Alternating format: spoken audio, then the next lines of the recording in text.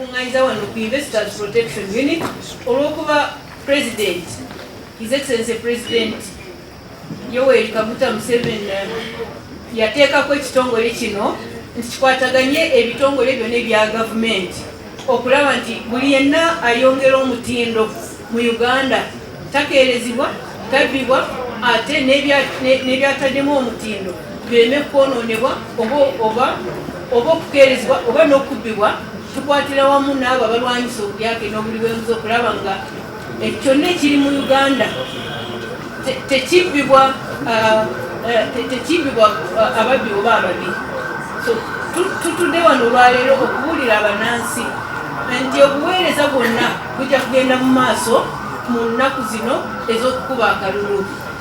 Twagadde okubasaba ab'amawulire abatukola obulungi okutugamba ebigenda mu maaso n'ebiri kumpi okukolebwa n'ebyo ebituukibwako.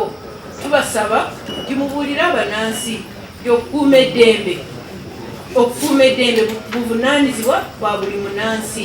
Download the app on App Store or Google Play Store now.